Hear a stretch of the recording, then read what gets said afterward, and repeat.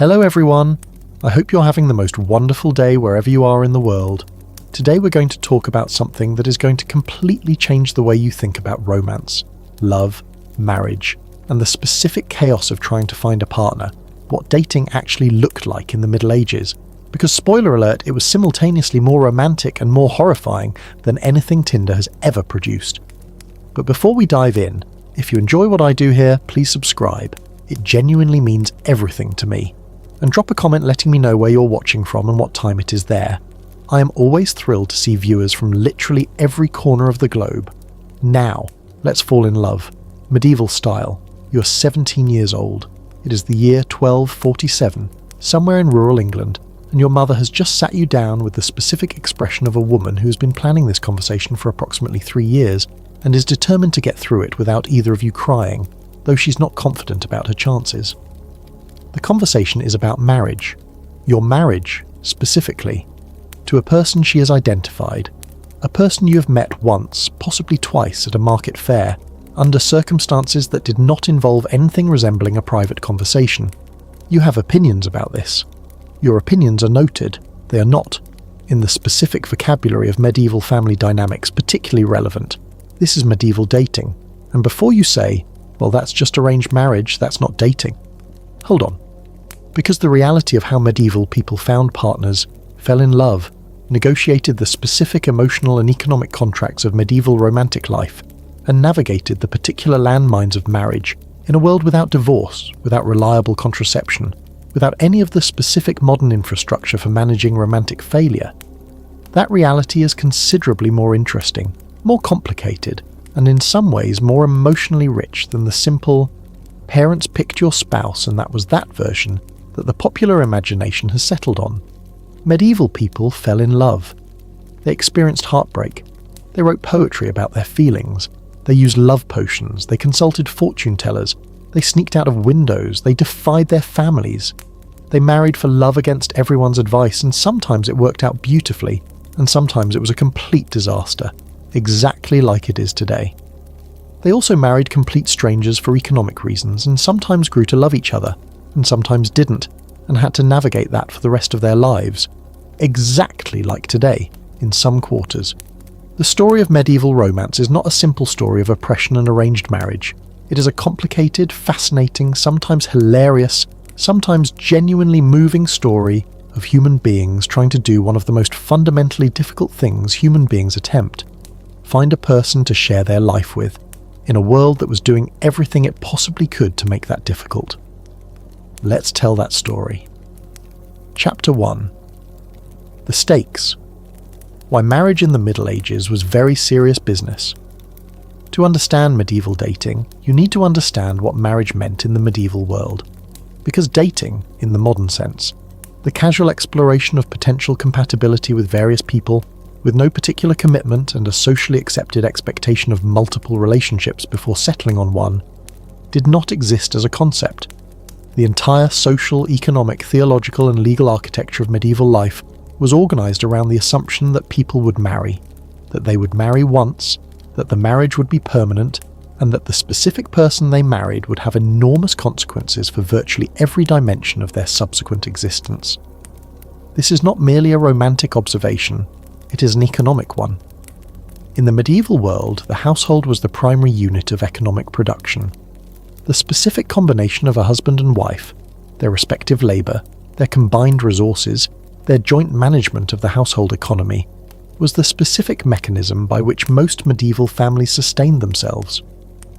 The choice of a marriage partner was therefore not primarily a choice about emotional compatibility or physical attraction. Though these factors played a role, it was first and foremost an economic decision of enormous practical consequence. For the nobility, the stakes were even higher. Noble marriages were the primary mechanism of political alliance, the specific instrument by which families, lordships, and eventually kingdoms forged and maintained political relationships. The marriage of a great lord's daughter to the son of an allied family was a treaty, a business contract, and a social event simultaneously. Getting it wrong had consequences that went far beyond the personal unhappiness of the individuals involved.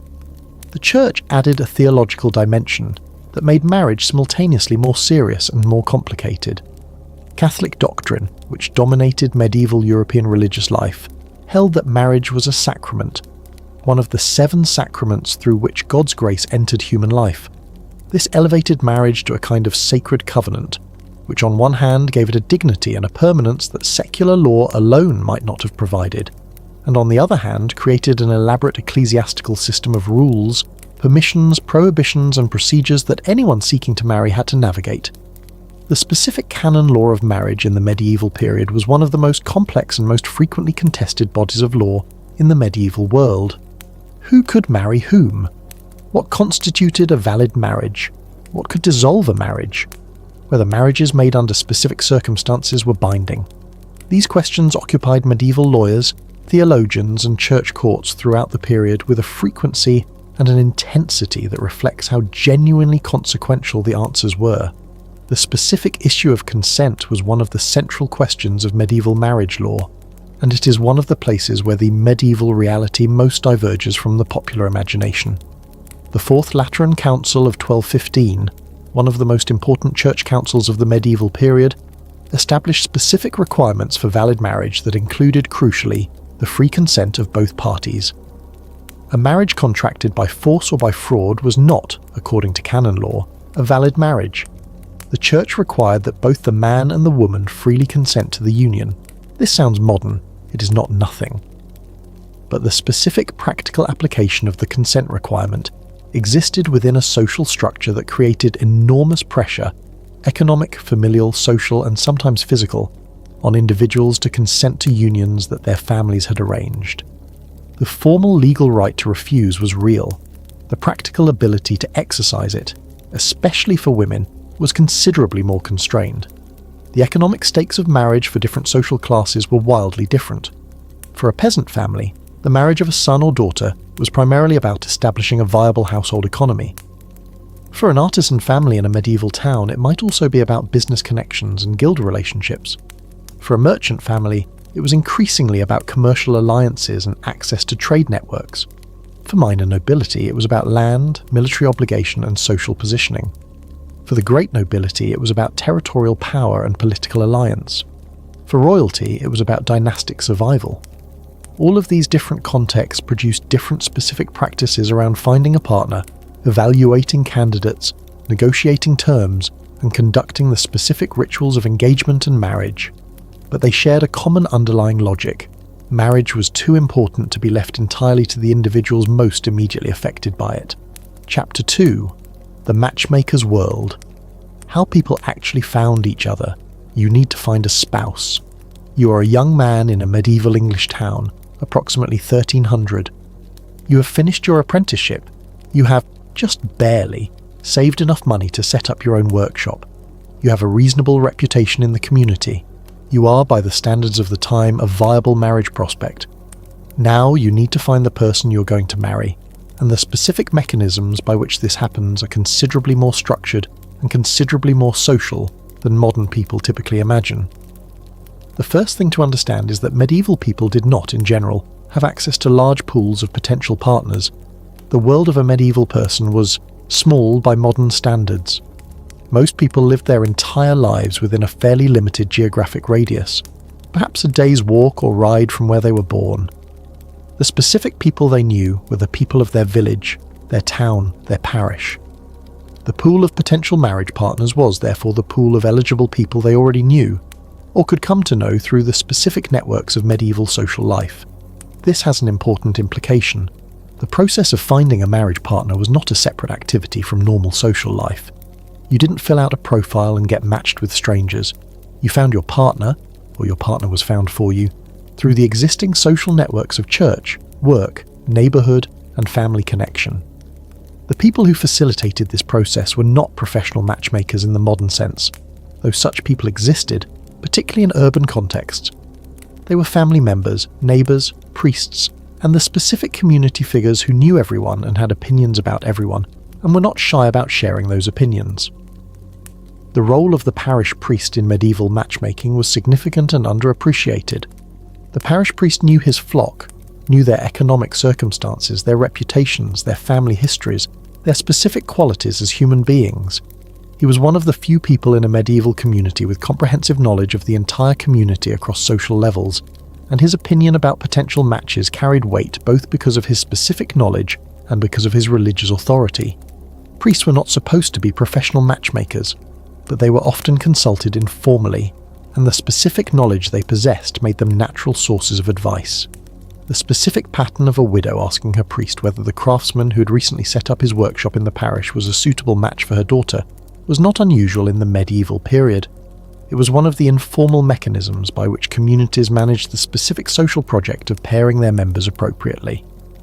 Family networks were the most important matchmaking mechanism at all social levels. The specific relatives who were enlisted in the project of finding a suitable spouse operated through their own connections. Their knowledge of families in other villages, their contacts in other towns, their relationships with people from different social circles who might know of eligible candidates. The extended family was, in this sense, the medieval equivalent of a matchmaking service, with the specific advantage that its members had genuine stakes in the success of the matches they facilitated. For the wealthy and the noble, professional matchmaking was more systematized. Great families employed specific individuals whose role included gathering intelligence about potential matches, the specific financial situation of other families, the reputation of their children, the specific terms on which they might be willing to negotiate a marriage alliance. These people were not quite the professional matchmakers of some other cultures, but they filled a similar function within the specific context of medieval elite society.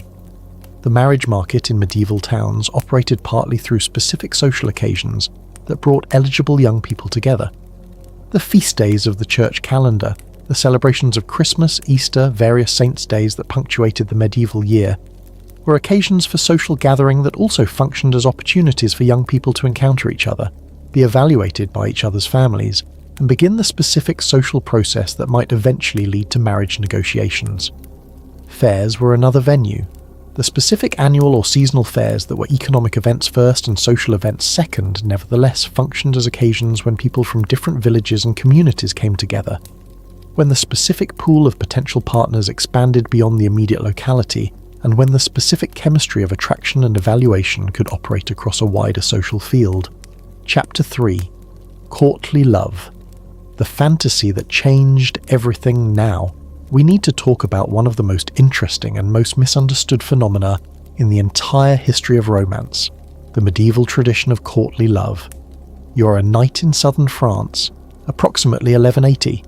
You're at the court of one of the great lords of Occitania, the region of southern France where the specific culture of the troubadours has developed, where poetry and music and the specific artistic tradition of refined romantic love has flowered into something that will influence European culture for centuries, and you are in love.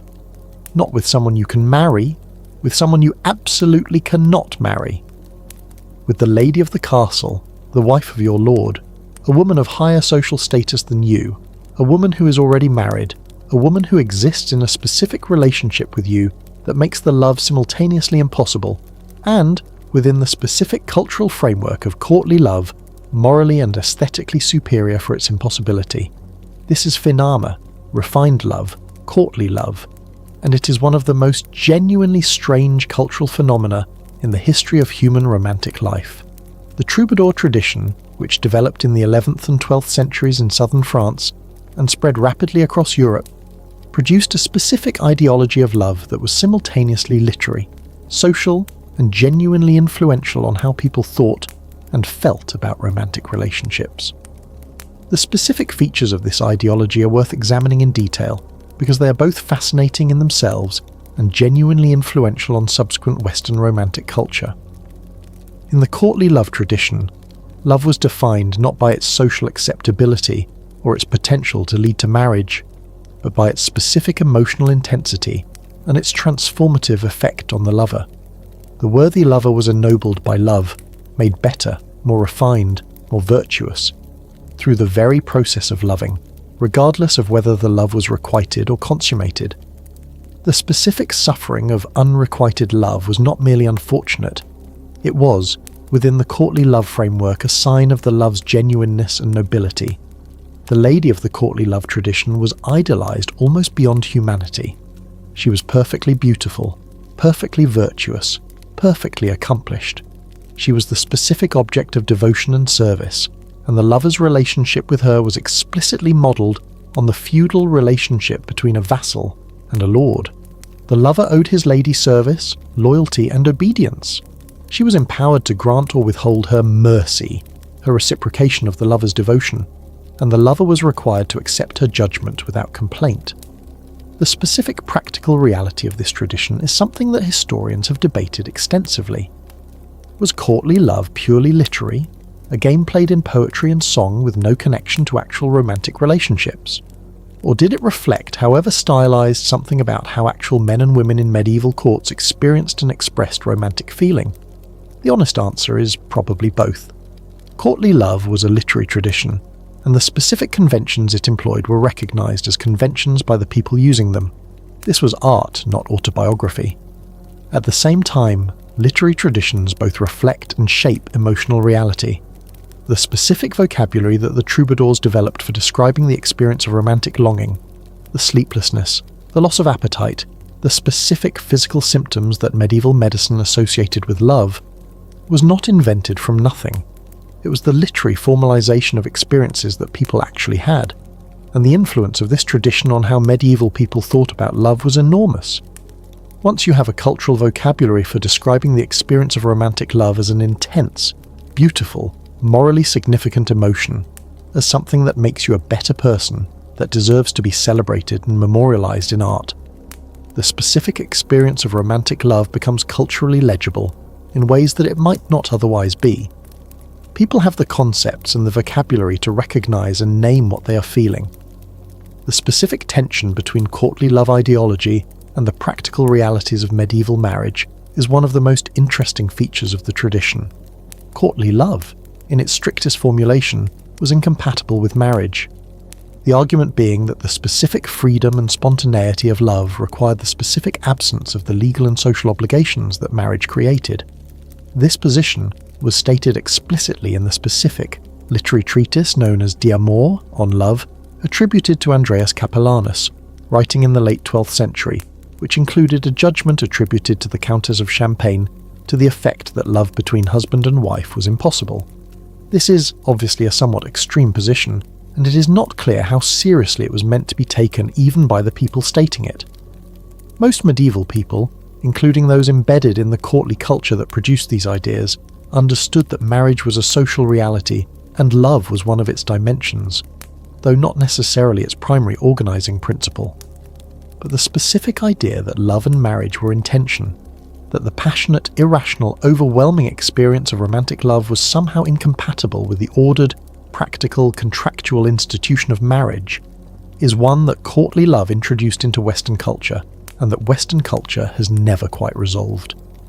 The specific modern anxiety about whether passion can survive domesticity, whether romance can coexist with commitment, whether the feelings you have for someone at the beginning of a relationship can survive the test of ordinary life together, all of this is downstream, in a very real cultural sense, from the specific ideology of medieval courtly love. The troubadour poets who created this tradition were remarkable figures. Guillaume de Pétieux, William IX of Aquitaine, is generally credited as the first-name troubadour, writing in the late 11th and early 12th century. His poems combined sophisticated formal technique with specific emotional directness, and his subject matter ranged from the idealized devotion of courtly love to a frankly earthy celebration of sexual pleasure that the idealized version rather obscures. The troubadour tradition was not as consistently high-minded as its reputation suggests. The troubadours, the female troubadours, deserve specific attention because they represent one of the most extraordinary cases of women's intellectual and artistic expression in the medieval period. Women like the Countess of Dia, like Castellosa, like Lombarda, composed and performed songs in the same tradition as their male counterparts, expressing from a female perspective the same themes of love, desire, longing, and the specific emotional complexity of romantic relationships. The specific voice of the troubadours, direct, emotionally intelligent, sometimes frankly critical of the conventions of courtly love as practiced by men, gives us a rare window into medieval women's inner emotional life that the historical record too rarely provides. Chapter 4. The Economics of Attraction. dowry, bride price, and the marriage market. Let's talk about money, because in the medieval period, any discussion of romance that avoids the specific financial architecture of marriage is a discussion that is only telling half the story. The dowry, the specific goods, money or property that a bride's family provided at marriage, was one of the most important institutions in medieval European marriage across most social levels and most regions. The dowry served multiple functions simultaneously. It was the bride's share of her family's wealth, distributed at marriage rather than at the parent's death. It was the financial foundation of the new household that the marriage created. It was, in the specific calculus of the medieval marriage market, a significant factor in the attractiveness of a bride as a marriage prospect. This last point is the one that most clearly illuminates the specific transactional dimension of medieval romantic life. A woman with a substantial dowry was more attractive as a marriage partner than a woman without one, not because her character, her beauty, or her personality were irrelevant, but because the specific material foundation her dowry provided to the new household was genuinely important to the household's economic viability. A marriage partner was, among other things, an economic partner, and the economic dimensions of that partnership were evaluated alongside the personal ones.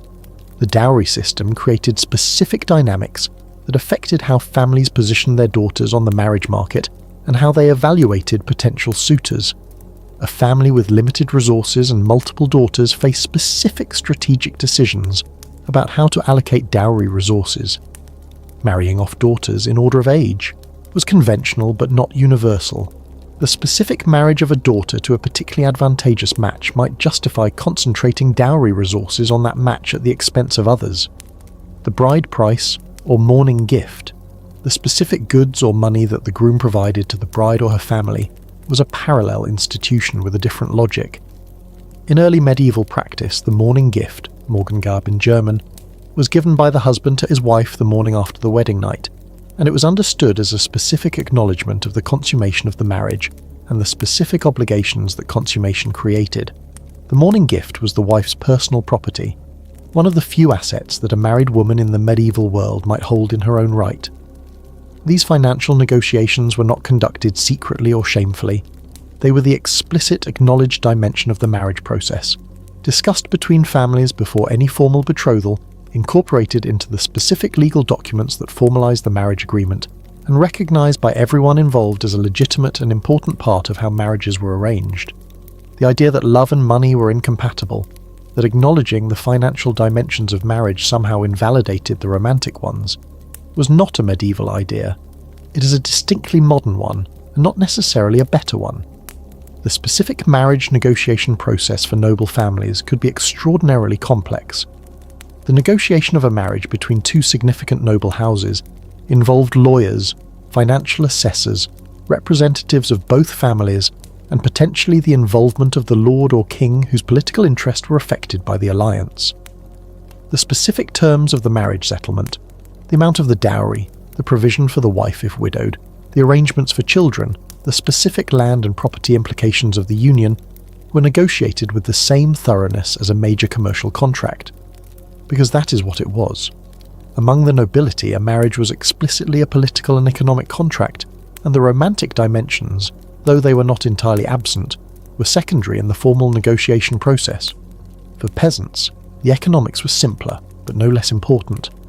A peasant son seeking to marry needed to demonstrate that he could support a wife and family, that he had access to sufficient land, sufficient tools, sufficient resources to establish a viable household. In the specific economy of the medieval village, this often meant waiting until land became available, either through inheritance, through the specific arrangements that a lord might make with his tenants, or through the death of an older tenant whose holding became available. The specific age at marriage in the medieval period is a subject of considerable historical debate, because the popular image of very young brides, particularly among the nobility, is both partly accurate and partly misleading. Among the nobility, girls could be, and sometimes were, betrothed in childhood and married in their early teens. Among the peasantry, the specific economic constraints we have just described typically meant that marriage was delayed considerably longer. The average age at first marriage for peasant men may have been in the mid to late 20s, for women in the early to mid 20s.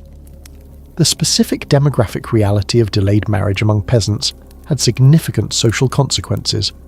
A population of unmarried young adults in their late teens and 20s, living in communities where the social pressure toward marriage was strong and the specific formal structures of courtship were well developed, created conditions in which unofficial romantic and sexual activity was not merely possible, but from the evidence of church court records and various other sources quite common.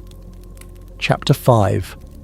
Love letters, love poems, and love magic. The tools of medieval romance. Medieval people were remarkably resourceful in the specific tools they developed for expressing romantic feeling, attracting romantic interest, and managing the specific anxieties of the romantic process. Let's start with love letters. The specific tradition of love letters in the medieval period is one of the most direct and most moving evidence we have of medieval emotional life. People wrote letters to people they loved, and while the formal conventions of medieval letter writing shaped the specific language used, the emotion behind the letters is unmistakable. The collection of letters associated with Heloise and Abelard, the 12th century love affair between the philosopher Peter Abelard and his student Heloise, that ended in Abelard's castration by Heloise's outraged uncle and both parties' entry into religious life, represents the most famous example of medieval love correspondence, but it is far from the only one. The specific collection known as the Tegernsee letters, preserved in a German monastery and probably dating to the late 11th or early 12th century, includes a remarkable series of letters between students and educators that includes genuine love correspondence, some of it between women and men, some of it remarkably frank in its expression of romantic and erotic feeling. These letters were preserved in a monastic context, which tells you something interesting about the specific medieval relationship between religious life and romantic expression. They were found worth preserving even in an institution specifically dedicated to celibacy. Love poetry was one of the primary vehicles for romantic expression at every social level that had access to literacy. The specific tradition of lyric love poetry, which we have already encountered in the troubadour tradition, was not limited to the sophisticated culture of the Occitanian courts. It extended throughout the literate culture of medieval Europe, in Latin and in the vernacular languages, in formal compositions, and in the specific popular lyrics that circulated in a form that modern scholars call popular lyric or women's song. The specific tradition of women's songs, the particular genre of medieval love lyric that was sung from a female perspective, often expressing longing for an absent lover or lament for a love that could not be openly acknowledged, was widespread across medieval Europe, appearing in Mozarabic Spain, in Portuguese Cantigas de Amigo, in German Frauenlieder, and in various other national traditions. Whether these songs were actually composed by women, or by men adopting a female voice, or by both, is debated. But their existence tells us that the specific experience of feminine romantic longing was recognizable, culturally valued, and worth commemorating in art. The love poem that a medieval man sent to a woman he was courting was not simply an expression of feeling, it was a social act with specific strategic dimensions. A poem that demonstrated literacy, cultural sophistication, emotional intelligence, and the specific capacity to turn feeling into beautiful language was a demonstration of the sender's qualities as a person, qualities that might make them attractive as a partner beyond the immediate emotional content of the poem's subject matter. The love poem was, in this sense, a very sophisticated personal advertisement. Love magic is one of the more illuminating aspects of medieval romantic culture, because the specific practices recorded in historical sources, in court records, in church penitentials, in the specific literature of folk belief, reveal both the emotional urgency of medieval romantic life and the specific ways in which official and unofficial culture negotiated the boundaries of acceptable romantic behaviour. Love potions were real, not effective in the pharmacological sense. The specific substances that medieval love potion recipes employed were not actually capable of inducing genuine romantic feeling in their targets, but they were real practices, genuinely believed in, genuinely used by people who are genuinely desperate for romantic success, and who turned to the specific toolkit of folk magic when the official tools of romance proved insufficient. The specific ingredients in medieval love potions varied by region, by period, and by the specific practitioner consulted, but certain patterns recur. Physical substances from the body of the beloved, hair, nail clippings, were frequently incorporated, reflecting the specific magical logic of sympathetic magic, connecting the potion to its target through the physical connection of body-derived material. Various herbs with specific symbolic or folk pharmacological associations were included. The specific preparation rituals, the timing, the words spoken, the specific physical actions required were as important as the ingredients themselves. Church courts prosecuted love magic, which tells you both that the church took it seriously as a genuine threat to the religious order and that people were genuinely practicing it in sufficient numbers to warrant prosecution. The specific penitentials, the handbooks for confessors that laid out appropriate penances for various sins, included extensive sections on love magic, love potions, and the various other folk practices associated with romantic manipulation, reflecting the church's specific concern about these practices. The specific emotional logic of love potions is perhaps the most interesting dimension of the practice. A person who used a love potion was, in essence, attempting to control another person's feelings, to override their autonomous choice and induce in them an emotional state that they had not freely chosen. The Church's condemnation of this was not merely about the specific materials used, but about this underlying logic of coercion. But the people who used love potions were rarely thinking in these ethical terms. They were thinking about the specific person they wanted to attract, the specific pain of wanting and not being wanted in return, and the specific desperation that makes any possible solution look worth trying. Fortune-telling and divination were also extensively used in medieval romantic contexts. The specific practices of predicting who one would marry, whether a particular match would succeed, whether an absent lover would return, these were among the most common applications of the folk divination traditions that coexisted alongside official religious practice throughout the medieval period. The specific techniques of romantic divination range from the simple, counting flower petals, interpreting dreams about a potential partner, to the elaborate, specific ritual practices conducted at particular times of year, under particular astrological conditions, with specific materials and specific words. The Church's condemnation of divination did not prevent its practice. It merely drove it into the informal spaces where folk culture operated alongside and beneath the official religious culture.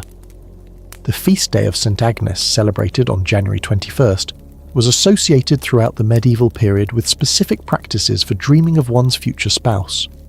The feast of St. Valentine, whose specific connection to romantic love is documented in the 14th century, in texts by Chaucer and others, suggesting that the association was established in the high medieval period, was an occasion for the specific practice of choosing valentines, initially through a kind of lot drawing.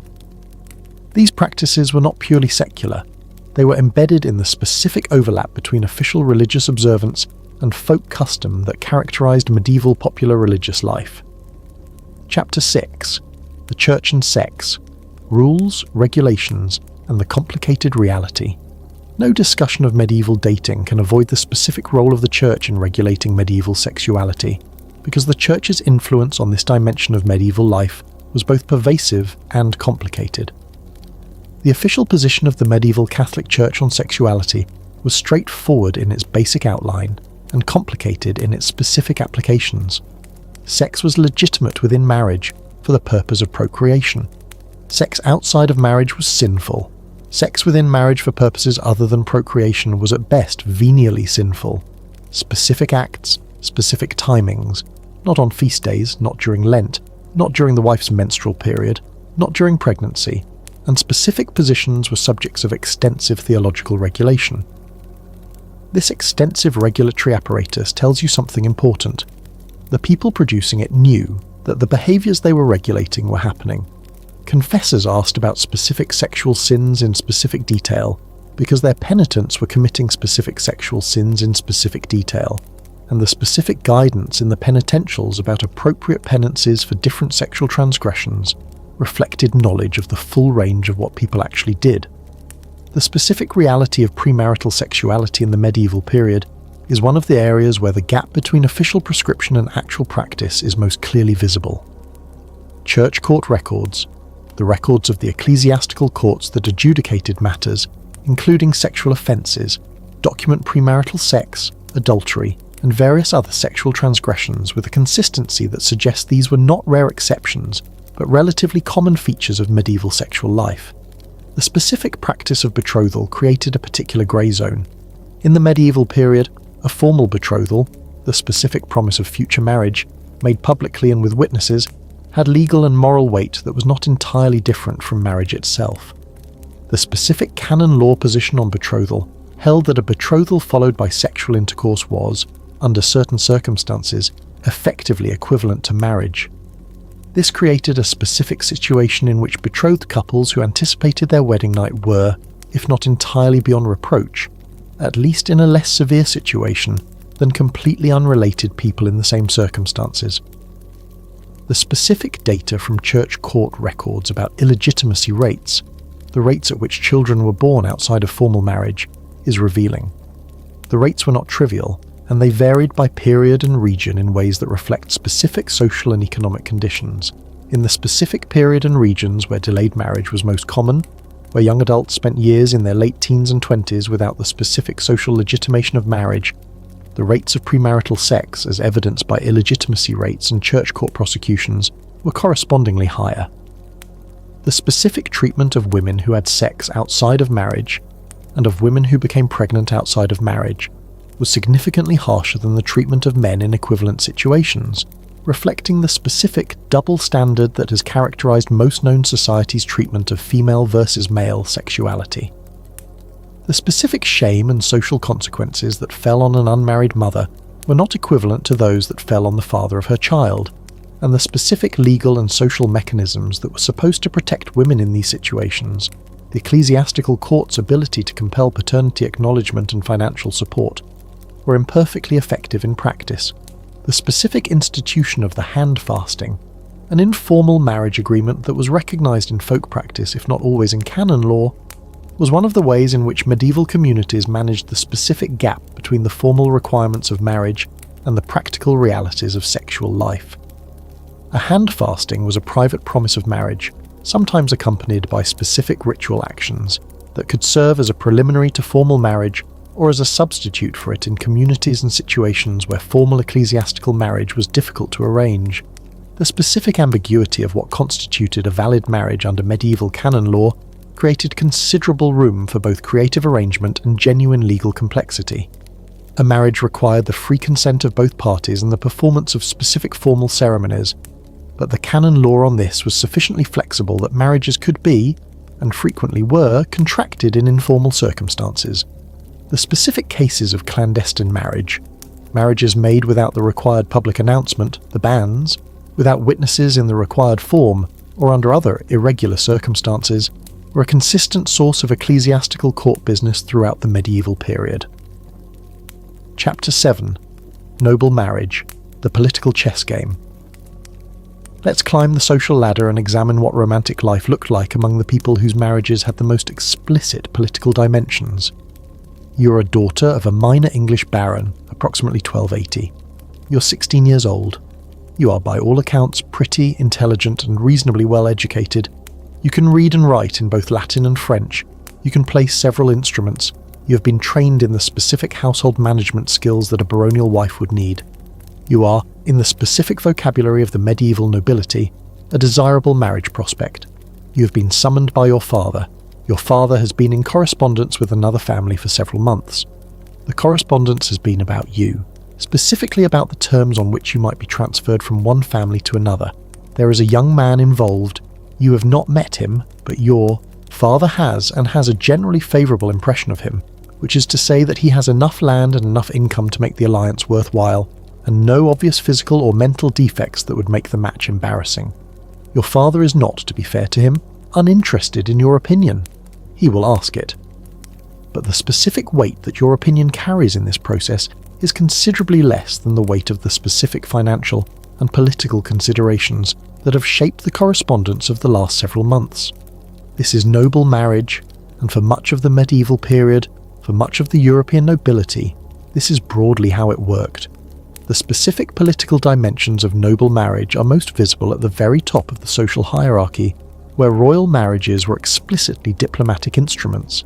The specific medieval practice of betrothing royal children in infancy, making the specific promise of future marriage as part of a political treaty, binding children who could not consent to an agreement made by their parents for political reasons. is one of the most extreme examples of marriage as political instrument. But even below the level of royalty, the specific marriage decisions of noble families were shaped by political considerations in ways that make individual romantic preference seem almost irrelevant. The specific land that a marriage would bring together, the specific military alliance it would create or strengthen, the specific political positioning in relation to the king or to rival noble families that it would achieve. These were not considerations that could be subordinated to the specific feelings of the young people involved. The specific experience of the noble woman in this system deserves careful attention, because it was genuinely complex and genuinely constrained in ways that the experience of the noble man was not. A noble woman was, in the specific legal vocabulary of medieval feudalism, primarily an asset, a vessel for transmitting inheritance, a vehicle for forming alliances, a producer of legitimate heirs. Her specific agency in the marriage process was circumscribed not by malice, but by the specific logic of a system that had been designed around these functions. And yet, within these constraints, noble women were not passive. They negotiated, argued, refused, and occasionally defied. They used the specific tools available to them. The church's requirement of consent, the specific relationships they maintained with powerful patrons, the specific leverage provided by their own family's interests, to shape their situations in ways that the formal structure of the system does not always reveal. Eleanor of Aquitaine is the most famous example of a medieval noblewoman who exercised extraordinary agency within and beyond the specific constraints of the noble marriage system. Her first marriage, to the French king Louis VII, was arranged in the conventional manner, but her specific management of her marriage, her crusade with Louis, and her eventual successful campaign to have the marriage annulled, followed by her rapid remarriage to the future Henry II of England, demonstrates a specific capacity for strategic action that the formal constraints of the system did not eliminate. Eleanor's specific life is exceptional. She was an exceptional person in exceptional circumstances. But the specific principles she demonstrated, that a determined noble woman with sufficient resources and sufficient intelligence could exercise considerable agency within the formal constraints of medieval noble marriage, were not unique to her. The specific practice of wardship, the legal mechanism by which a lord controlled the marriage of orphaned noble children under his care, was one of the most contested dimensions of medieval noble marriage law. A lord who held a ward had the right to arrange the ward's marriage and could profit financially from this right by selling it to the highest bidder. The specific abuses of wardship, the sale of wards to unsuitable partners, the use of wardship as a mechanism for financial extraction, the specific vulnerability of orphaned noble children to exploitation, were a consistent source of complaint in the medieval period and were among the specific grievances addressed in Magna Carta. The specific provision of Magna Carta, 1215, that addressed wardship and marriage, Chapter 8, which specified that a widow could not be compelled to remarry against her will, is one of the earliest formal legal protections for women's marital autonomy in English history. It tells us, in its very existence, how commonly widows had been compelled to remarry against their will in the preceding period. Chapter 8. Peasant Romance. Love among the working population. Let us descend from the heights of noble politics to the specific texture of romantic life among the people who made up the vast majority of the medieval population, the peasants, the agricultural labourers, the specific working people who built the cathedrals and harvested the grain and did all the actual work that medieval civilization required. The romantic life of peasants is less well documented than that of the nobility, for the simple reason that peasants were less likely to be literate, less likely to leave written records, and less interesting to the people who did write records. What we know comes from a patchwork of sources: church court records, peasants used church courts; manorial records, lords tracked their serfs' marriages because they had financial interests in them; the specific literature of fabliaux and other popular genres that often featured peasant characters, and the specific folk customs that were recorded, often disapprovingly, by religious writers who found them objectionable. What this patchwork reveals is a romantic life that was in some ways freer and in some ways more constrained than the noble pattern we have just examined. Freer in the specific sense that peasant marriage decisions were driven less by political considerations and more by the specific personal and economic compatibility of the couple. A peasant family's interests in a child's marriage were primarily economic. ensuring that the marriage established a viable household, that the incoming spouse would be a productive economic partner, that the dowry or bride's portion was appropriate. But these economic considerations operated in a smaller, more local field than the political considerations of noble marriage, and the specific input of the young people themselves was correspondingly more significant. More constrained in the specific sense that the specific material poverty of most peasant lives left very little room for the kind of romantic idealism that courtly culture celebrated. When you are primarily concerned with having enough to eat, the specific luxury of marrying for love in the absence of economic compatibility is not really on offer. The peasant who refused a viable match because they found the person personally unattractive was not displaying refined sensibility. They were making a decision that had real economic consequences for themselves and their families. The specific courtship practices documented in peasant communities are, when we can recover them, simultaneously charming and somewhat alien. The specific occasions for young people to meet, the village feast days, the communal labour of harvest season, the specific social spaces of the tavern and the village green, were the contexts in which attraction could develop and be expressed. Young people did flirt, did spend time together, did develop the specific private relationship that might eventually become a marriage. The specific folk practices around courtship in the medieval peasant world were frequently connected to the seasonal agricultural calendar. The Feast of Midsummer, the specific celebration of the summer solstice that persisted throughout the medieval period in a form that blended Christian observance with much older folk customs, was one of the primary occasions associated with courtship and romantic magic. The specific practices associated with May Day, which in many European regions had explicit associations with fertility, with young people spending the night outdoors gathering May, flowering branches, with the specific social license that the festival context created, were occasions when the specific rules governing young people's social interaction were somewhat relaxed. The church court's records of peasant sexual life reveal a world that was considerably more sexually active outside of marriage than the official prescription would suggest. The specific rates of premarital sex, of illegitimate birth, of the various sexual transgressions that church courts prosecuted, varied by region and period, but were consistently significant. The specific pattern of servant girls becoming pregnant by their employers or fellow servants, of betrothed couples who did not wait for the formal wedding ceremony, of the various other specific situations that produced illegitimate children and church court prosecutions. These are the visible traces of a sexual culture that operated substantially outside the official rules. The specific experience of being a peasant woman in the medieval romantic and marriage system is one of the most important and most underexplored dimensions of medieval social history. Peasant women worked. They contributed substantially to the household economy through their labour, both in agricultural production and in the specific domestic economy of food production, textile production, childcare and household management. This economic contribution gave them specific leverage in their households that the formal legal subordination of women in medieval society does not always reflect.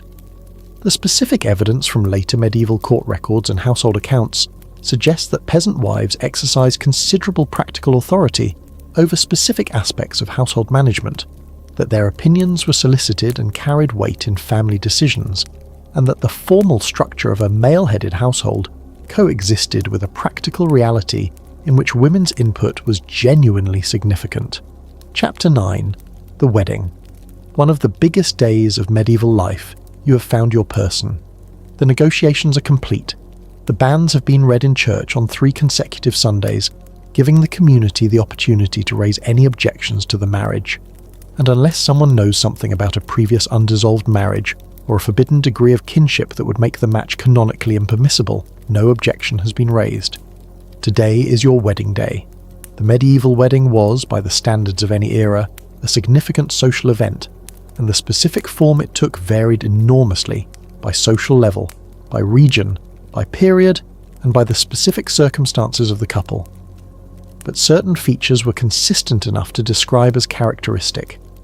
The wedding ceremony itself in the medieval period was in some respects simpler than modern people might expect, and in other respects more complicated. The specific requirement of the church, that marriage be a sacrament properly performed, meant that a priest needed to be involved, but the specific location of the ceremony was not necessarily the church interior that modern people associate with church weddings. Many medieval weddings were performed at the church door, the specific threshold of the church building, in public view, where the community could witness the ceremony and where the formal exchange of promises and the specific legal transfer of property, the dowry, the morning gift, could be publicly witnessed. The specific words of the marriage ceremony, the exchange of vows that constituted the heart of the sacrament, were in the vernacular language rather than Latin, because it was important that both parties understood what they were saying and were genuinely consenting.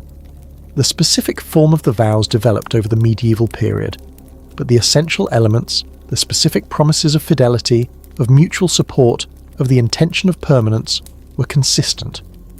The specific role of the priest in the medieval wedding was primarily that of a witness and a blessing giver, rather than a performer of the sacramental act.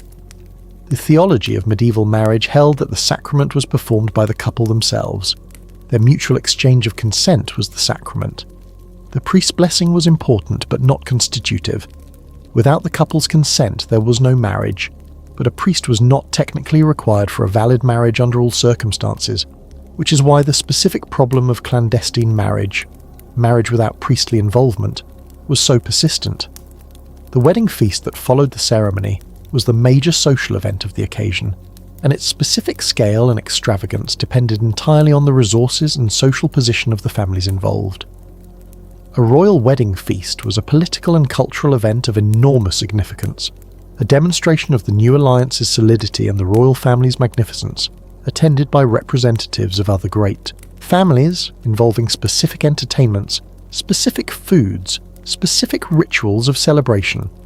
A peasant wedding feast was a village event, organised around communal contributions of food and drink, featuring specific popular entertainments and the specific social rituals of the village community. The specific rituals surrounding the wedding night, the public nature of the couples going to bed, the specific role of friends and family in accompanying them, the particular customs associated with the first night of marriage, are among the most striking aspects of medieval wedding practice for modern sensibilities. The specific public dimension of consummation, the witnesses to the couples going to bed, the morning after rituals, the particular customs in some regions of displaying evidence of the bride's virginity, reflected both the specific legal importance of consummation, an unconsummated marriage could be annulled, and the specific communal character of medieval social life in which marriage was understood as a community event as much as a private one. Chapter 10. Love and Marriage. Did they go together? Here we arrive at one of the most debated questions in the entire history of medieval romantic life. Did medieval people actually love each other? Not in the abstract sense. Obviously, individuals in the medieval period experienced the specific emotional states that we would call love. But in the specific institutional sense, was love a factor in medieval marriage?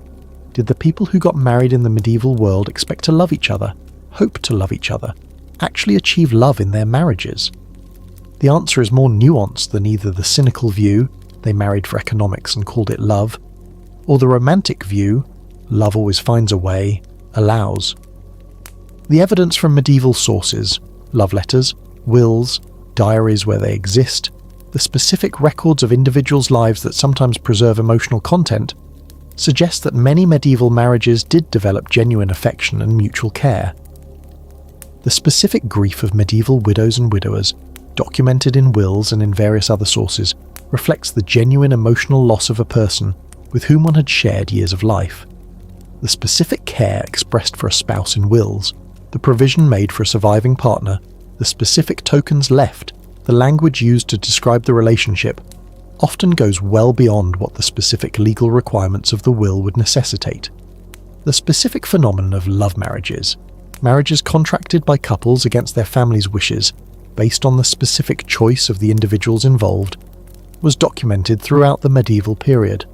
The specific cases preserved in church court records of couples who had married secretly, who had defied parental opposition, who had gone to considerable lengths to be together, demonstrate that the experience of romantic love as a motivating force in marriage choice was not limited to the literary imagination. The specific medieval theological tradition around marriage included a strain of thought that valued marital love, the caritas or charity that spouses ought to bear toward each other, the specific mutual affection that made marriage a school of virtue and a preparation for love of God. This is not the specific passionate romantic love of courtly tradition, but it is not nothing either. The medieval church's position on marital love was not that it was irrelevant or unimportant, but that it needed to be properly ordered, subordinated to the specific higher goods of the marriage institution, rather than treated as the sole or primary justification for it. The specific advice literature of the medieval period, the various texts written for newly married couples, or for those approaching marriage, consistently addresses the question of love and affection within marriage, though in ways that reflect the specific hierarchical assumptions of medieval gender ideology. The specific advice to husbands to be kind to their wives, to treat them with consideration and affection, to be attentive to their specific emotional needs. This advice would not have been necessary or meaningful if the expectation was that affection was irrelevant to marriage. The specific literature of the period that most directly engages with the relationship between love and marriage is not the courtly literature, which largely treated them as incompatible, but the more popular and pragmatic literature that addressed ordinary married life. Chaucer's Canterbury Tales, that extraordinary window into late medieval English society, includes specific explorations of love and marriage in various configurations, the idealized marriage of the Knight's Tale, the specific comic power dynamics of the Wife of Bath's Tale, and Prologue, the specific domestic tragedy of the Franklin's Tale, the specific moral instruction of the Clerk's Tale. The Wife of Bath's Prologue, in which a 5 times married woman speaks directly and frankly about her experience of marriage, about the specific dynamics of marital power and affection, about the relationship between love and authority in marriage, is one of the most extraordinary documents in the entire history of medieval romantic writing. The Wife of Bath is not a romantic idealist. She's a specific, complicated, emotionally intelligent person with extensive practical experience of marriage, and her account of what marriage is actually like, what happens to the specific feelings between people who are married, how power and affection interact, what genuine partnership looks like and what its obstacles are, is as relevant today as it was in 1390. The specific conclusion that the Wife of Bath comes to, that what women most desire in marriage is sovereignty, autonomy, the specific respect and consideration that makes genuine partnership possible, is not a radical feminist manifesto. The specific modern concept did not exist, but it is a genuine and human insight about what makes a marriage work. Chapter 11, When Marriages Fell Apart, Separation, Annulment, and the Lives of the Unhappily Married Medieval Marriages were, in Catholic doctrine, permanent. Divorce, in the specific modern sense of dissolving a valid marriage and allowing both parties to remarry, did not exist.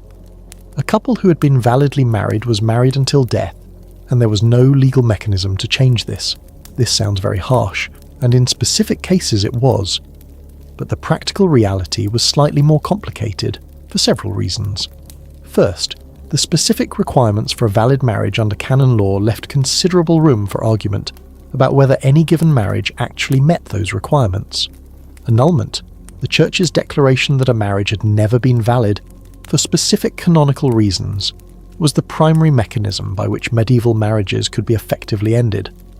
The specific grounds for annulment included prior existing marriage, one or both parties had been validly married to someone else at the time of this marriage, prohibited degrees of kinship, the parties were related within the specific degrees that canon law prohibited, which were rather extensive in the medieval period and could potentially be argued in creative ways. Lack of genuine consent, one or both parties had been coerced, impotence, or various other specific defects in the marriage's formation. The annulment process was expensive, time-consuming, and not guaranteed to succeed. But for people with sufficient resources and sufficient motivation, it was available.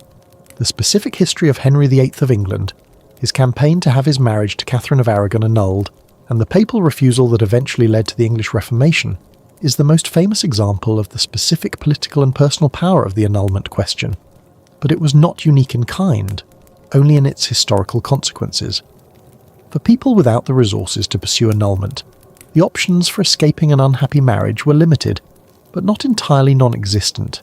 Separation, what the medieval canon law called separation from bed and board, was available in cases of specific serious abuse or other specific grounds, and allowed the parties to live apart without formally dissolving the marriage or allowing remarriage. This was not ideal, but it was better than nothing. The specific evidence from church court records about marital breakdown, the cases of wives seeking protection from violent husbands, of husbands seeking to reclaim wives who had left them, of the various specific situations of marital dysfunction that ended up in ecclesiastical courts, is one of the richest sources of information about the specific texture of medieval married life in its less successful manifestations. The specific legal position of women in abusive medieval marriages is one of the more genuinely difficult aspects of the period's treatment of women. The specific medieval legal tradition that allowed a husband to physically correct his wife, within limits that were genuinely disputed and genuinely contested, but that gave husbands considerably more latitude than modern law would allow, created specific vulnerabilities for women in marriages that turned violent. The specific recourse available, ecclesiastical court action, the intervention of the wife's family, the specific social pressure of community opinion, was imperfect but not entirely absent. The specific lives of the unhappily married are documented in enough specific cases to suggest that the experience of being trapped in an unhappy medieval marriage was genuine and various in its specific manifestations. Some people found ways to manage, developing the specific emotional equilibrium that allowed coexistence without genuine partnership, finding emotional sustenance in other relationships, friendships, family connections, religious devotion, or developing the specific acceptance that their situation was what it was. Others did not manage. The specific rates of domestic flight, of wives who left their husbands and were subsequently brought back by force or by church court order, of husbands who abandoned their families and moved to different communities, of the various other specific forms of marital dysfunction that the medieval record documents suggest that the specific ideal of the permanent happy marriage was frequently not achieved. Chapter 12. Widows and Widowers. The second chance at love. The death of a spouse in the medieval period created a specific social situation that was simultaneously one of the greatest personal tragedies available and one of the few contexts in which people had the specific opportunity to choose their next partner with somewhat more autonomy than their first. The widow in particular occupied a specific and fascinating social position in the medieval world. She was, for the first time in her legal life, an autonomous individual, not a daughter subject to her father's authority, not a wife subject to her husband's authority, but a specific adult person with her own legal standing, her own property rights, the specific dower lands that she was entitled to from her husband's estate, and her own decision-making authority over her future. This autonomy was relative. A noble widow was subject to the specific feudal rights of her lord, including the right to arrange or at least approve her remarriage, and the specific social pressure to remarry in contexts where the maintenance of a household required a male partner was real.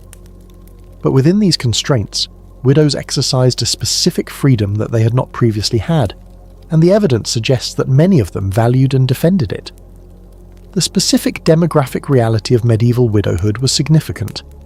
The combination of high mortality rates at all ages and the specific age pattern of medieval marriage, in which women frequently married men considerably older than themselves, meant that widowhood was a common experience. A substantial proportion of adult women in any medieval community at any given time were widows, ranging from the very young widow who had been briefly married to a much older man to the elderly woman who had survived her husband of many decades. The specific decisions that widows made about remarriage were shaped by multiple factors. Economic pressure was one. A widow without sufficient independent resources might be compelled by circumstances to remarry, even if she preferred independence. The specific practical difficulties of running a household or a business without a male partner, in a society that assumed male headship of households, could make remarriage seem the most practical option. But many widows chose not to remarry, or chose to delay remarriage considerably. The specific church teaching that praised widowhood as a state of spiritual virtue, that valued the widow who devoted herself to prayer and charity rather than seeking another husband, gave religious sanction to the choice not to remarry. And the specific practical advantages of widowhood, the legal autonomy, the control over property, the specific freedom from the demands and constraints of marriage, were real enough to make the choice to remain a widow genuinely attractive.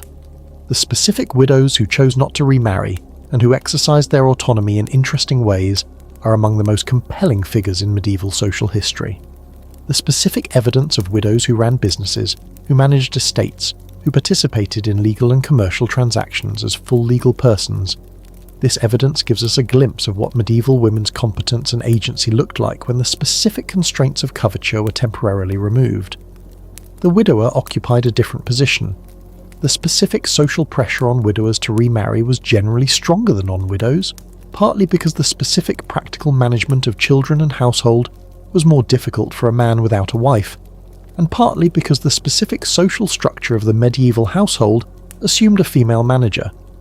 Widowers with young children who did not remarry faced specific practical difficulties that provided powerful motivation to find a new partner promptly. The specific romantic situation of widowers, men who had the experience of one marriage and who were now, often in their 30s or 40s, seeking another, was in some respects more explicitly romantic than the situation of young men seeking first marriages. The specific age and experience of the widower gave him more capacity for independent choice, more knowledge of what he was looking for in a partner, and sometimes more romantic sophistication. The specific evidence of widowers who married for explicit affection, who chose partners they genuinely liked, without the specific pressure of family arrangement that had shaped their first marriage, is present in the medieval record in sufficient quantity to suggest this was not an unusual pattern. Chapter 13. Same-sex love in the Middle Ages.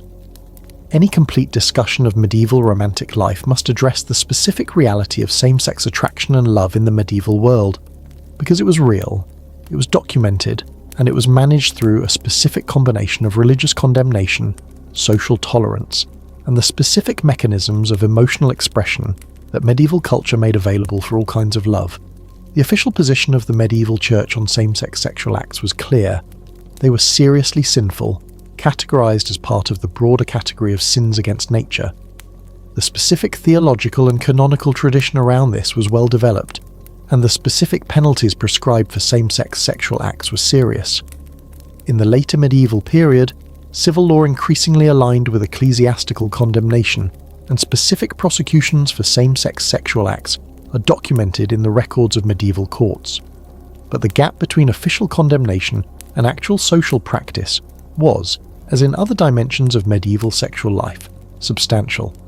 Same-sex attraction existed, same-sex love existed, and the specific social structures of medieval life, the specific gender segregation of many medieval institutions, the specific cultural practices that allowed intense same-sex friendship to coexist with official prohibition of same-sex sexuality, created a complex and somewhat ambiguous environment for people whose romantic attraction was to members of their own sex. The specific literary and cultural tradition of intense same-sex friendship, the amicitia tradition that drew on classical models of male friendship, provided a specific cultural vocabulary for expressing deep emotional attachment between men that was simultaneously officially distinct from sexual love and practically capable of covering a much wider range of emotional relationships. The specific intensity of devotion that the best male friendships were supposed to involve, the mutual love, the shared life, the specific willingness to sacrifice for the beloved friend, could accommodate genuine romantic feeling without requiring explicit acknowledgement of its sexual dimension. The specific institution of sworn brotherhood, a formal ritual bond between two men that had specific legal and social dimensions in some medieval cultures, was practiced in various forms across medieval Europe and Byzantium. The extent to which sworn brotherhood was ever used as a vehicle for formalizing same-sex romantic partnerships is a question that historians have debated, with John Boswell's work in particular arguing for a more explicit connection, and subsequent scholars questioning his specific interpretations. The debate has not been resolved, but the existence of the institution and the specific emotional depth it was designed to formalize are clear. Among women, the specific institution of religious life created a context in which intense relationships between women were possible and were sometimes documented with a specificity and emotional depth that suggests genuine romantic feeling. The specific relationships between abbesses and nuns, between women in the religious life, documented in specific medieval texts, including the specific letters that Heloise wrote to Abelard and that reveal a person of extraordinary emotional depth and intellectual capacity, give us partial but suggestive access to the emotional lives of medieval women in same-sex relational contexts. The specific history of medieval same-sex love is incomplete, fragmentary, and subject to genuine scholarly debate about interpretation. But it is not absent. The specific reality that people in the medieval period experienced same-sex attraction, formed same-sex emotional bonds, and navigated the specific challenges that a culture of official condemnation created for these experiences. This reality is documented sufficiently to be acknowledged in any complete account of medieval romantic life. Chapter 14. Love Across Social Boundaries. The Romance of the Forbidden. One of the most consistent features of medieval romantic literature, and the evidence suggests of medieval romantic life, was the specific fascination with love that crossed the specific social boundaries that the medieval world erected. The romance between the knight and the lady, the specific dynamic of courtly love, was already a boundary-crossing romance in its typical formulation, the knight of lower status devoted to the lady of higher status. But medieval literature and medieval life also documented the specific drama of love across the most significant social boundaries, between noble and peasant, between Christian and Jew, between Christian and Muslim in the specific context of medieval Spain and the Crusader states, between the free and the unfree. These boundary-crossing romances were, in the specific social context of the medieval world, almost universally problematic in practical terms.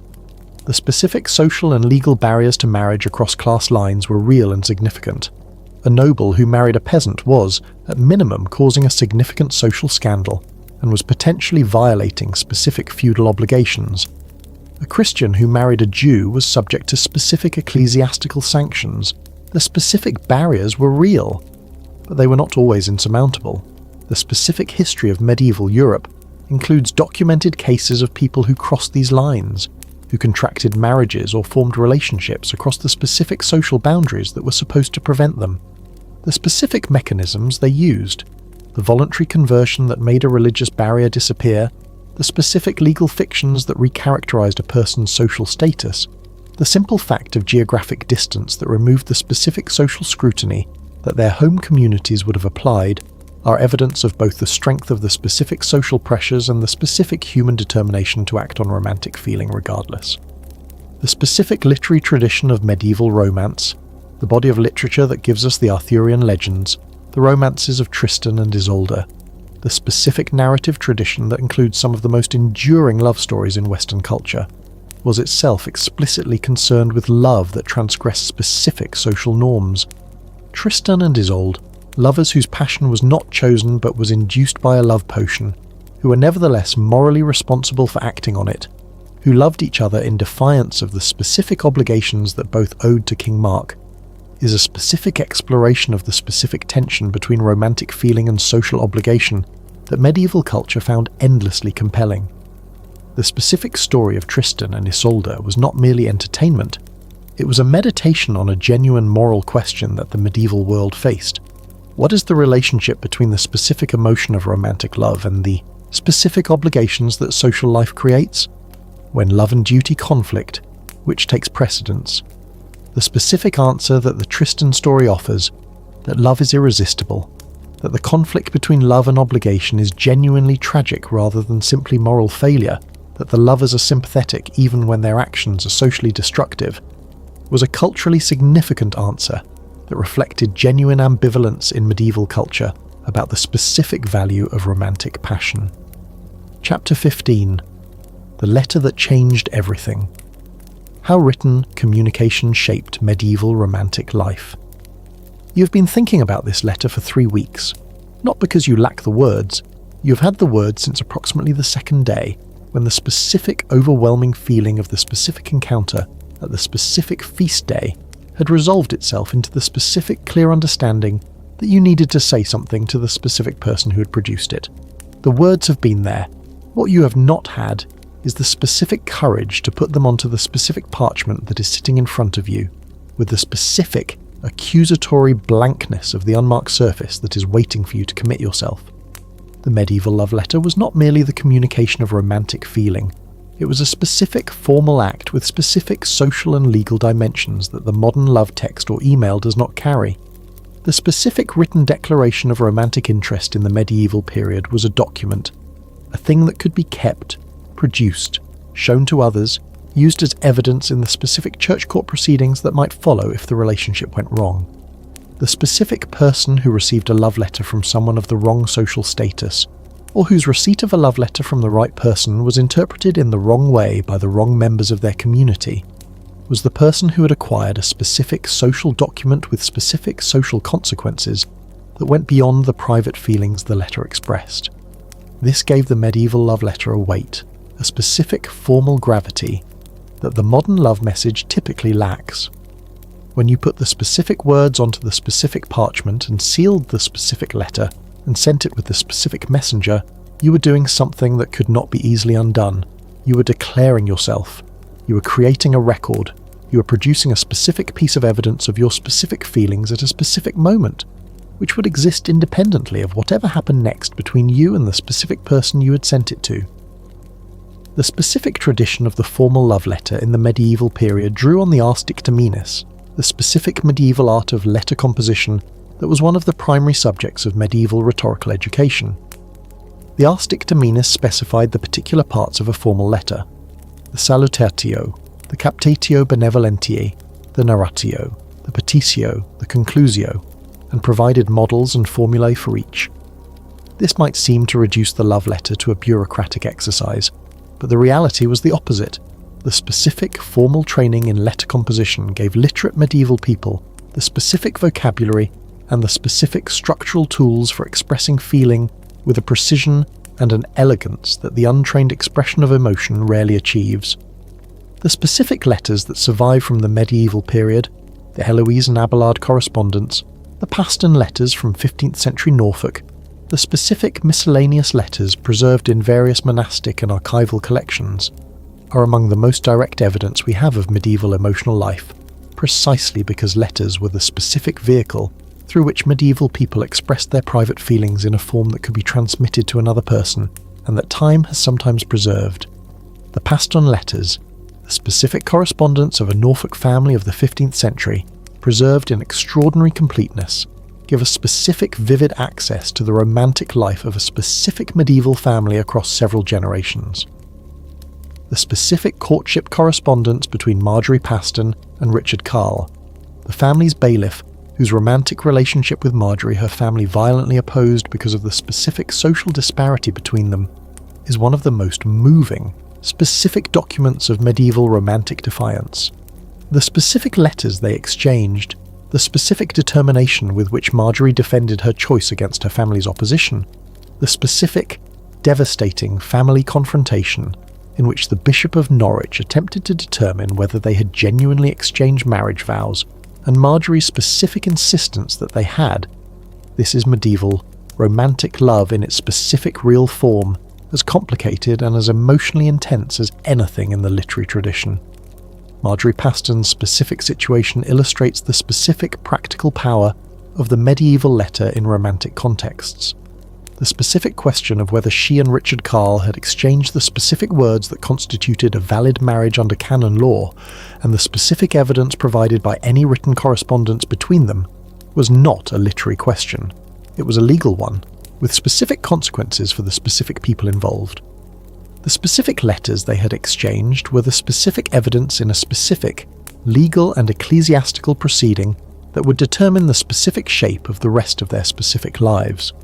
The specific practice of engaging a literate friend or professional letter writer to compose love letters on behalf of someone who was not literate, or who was literate but lacked confidence in their specific letter-writing abilities, was a consistent feature of medieval love correspondence at the lower social levels. The specific letter writer who composed on another's behalf was the specific medieval equivalent of the ghostwriter, and their specific role raised specific, interesting questions about the authenticity of the feelings expressed and the specific relationship between the writer's voice and the sender's intention. The love letter written in Latin, the specific learned language of medieval education, was the love letter that demonstrated the sender's specific educational attainment, their specific cultural sophistication, their specific membership in the literate community of the period. The love letter written in the vernacular, in English or French or German or Occitan, was the love letter that was more directly accessible to the receiver, and whose specific emotional directness was less mediated by the specific, formal conventions of the Latin epistolary tradition. The specific difference between the Latin and the vernacular love letter was not merely linguistic, it was social and emotional.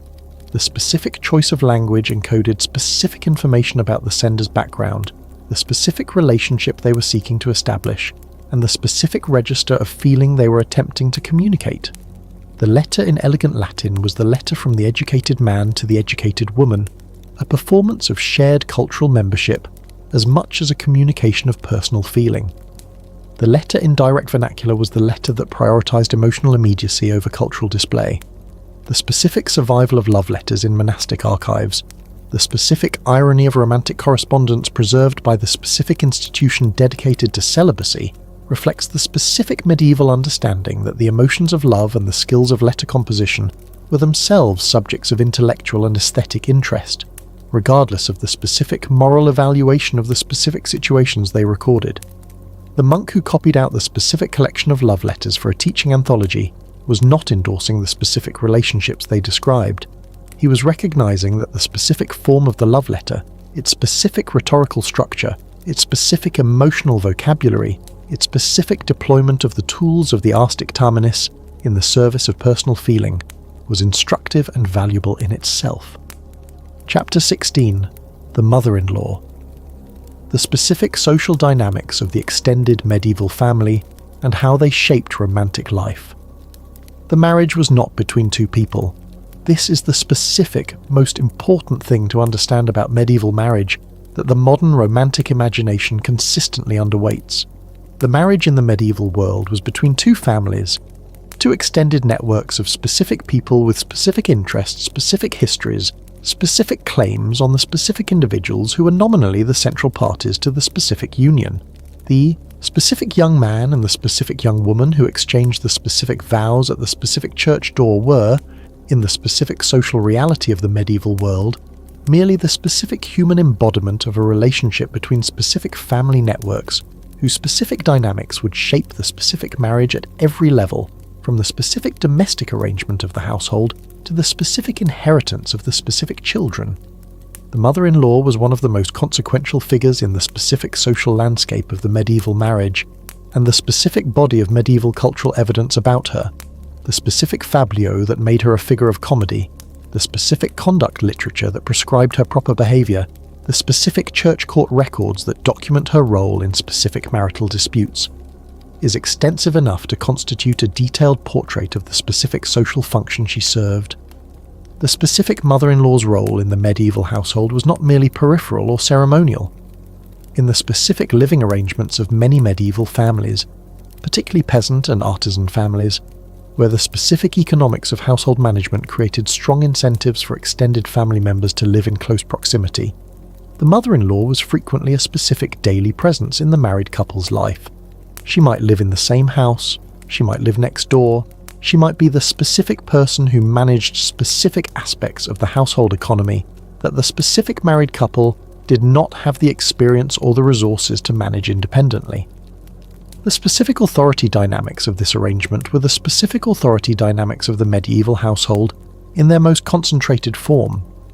The mother-in-law who had managed the household for decades, who had the specific accumulated experience of the household management that the specific young wife was still developing, who had the specific emotional claim on her son that the specific marriage had not dissolved. This was the specific figure around whom the specific conflicts of the early medieval marriage often organized themselves. The specific evidence from medieval court records and from the specific body of advice literature addressed to married women is the evidence of those conflicts documented and prescribed against, with a specific frequency of the situation that was genuinely common. The advice literature's specific injunctions to wives to show respect to their mothers-in-law, to defer to their specific authority in specific household matters, to manage the specific tensions of the shared domestic space, with the specific patience of the woman who understood that the harmony of the household required the specific management of difficult relationships. This advice was not hypothetical. It addressed the specific real conflicts that the specific living arrangements of the medieval extended family consistently produced. The father-in-law's role was different in character, but equally significant. the specific patriarchal authority of the father-in-law, the specific legal and economic control that he might retain over specific household resources even after his son's marriage, was the specific form of the extended family's claim on the married couple that operated most directly in the economic rather than the emotional register. The specific young man who had married and established his own household, but who was still economically dependent on his father, was the specific young man whose specific marriage was shaped by the specific authority of the father whose resources the household depended on. The specific siblings of the spouse were another dimension of the extended family's claim on the married couple's emotional and practical life.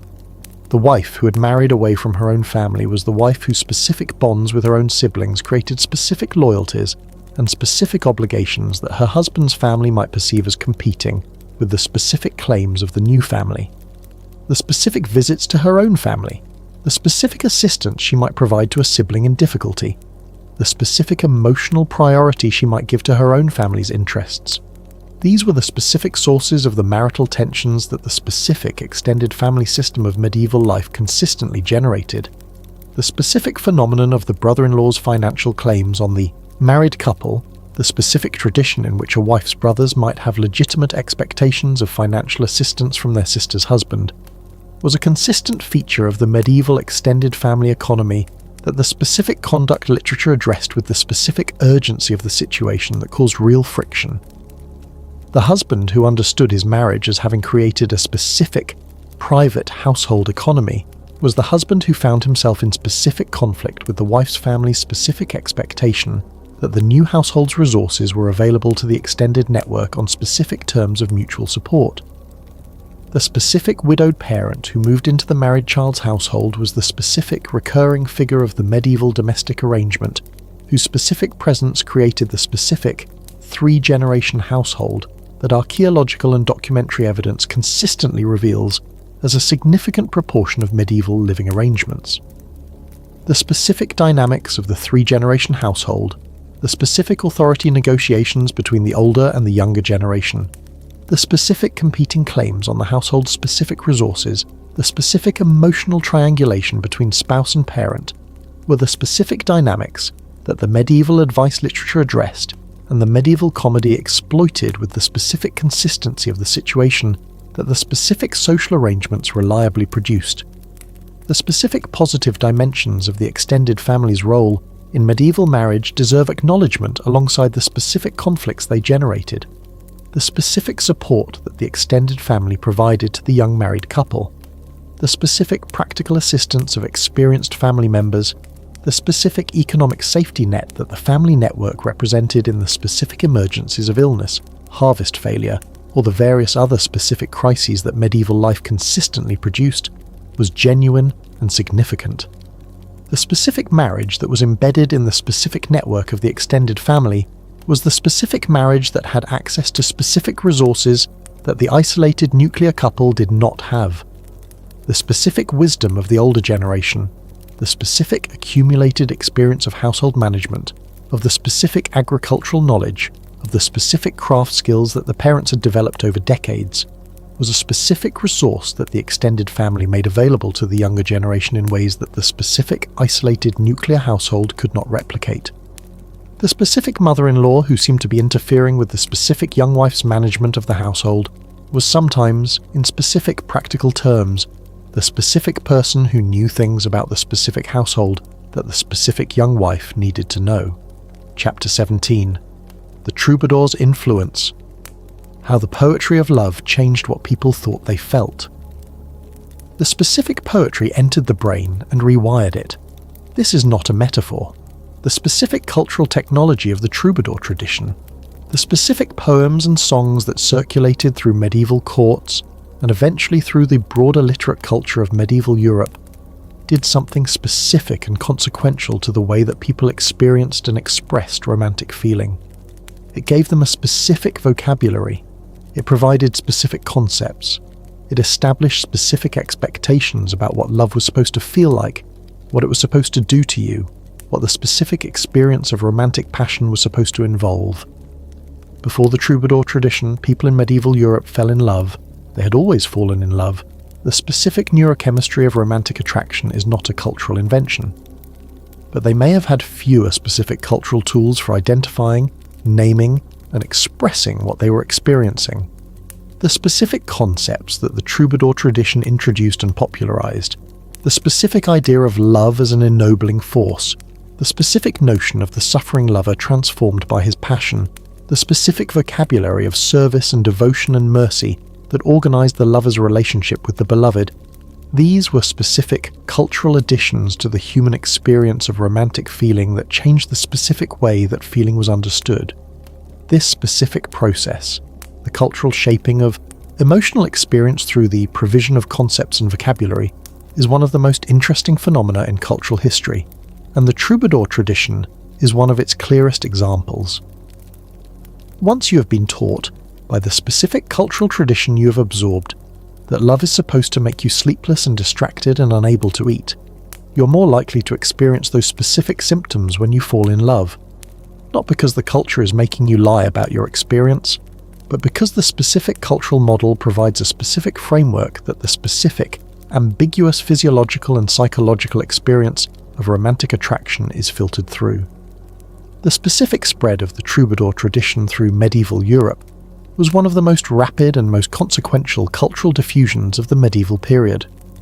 From its specific origins in the courts of Occitania in the late 11th and early 12th centuries, the tradition spread north to the trouvères of northern France, east to the minnesingers of the German-speaking world, across to the Iberian Peninsula, where it influenced both the Galician Portuguese tradition and eventually the specific Castilian lyric, and across the Channel to England, where its influence on the emerging English literary tradition was significant.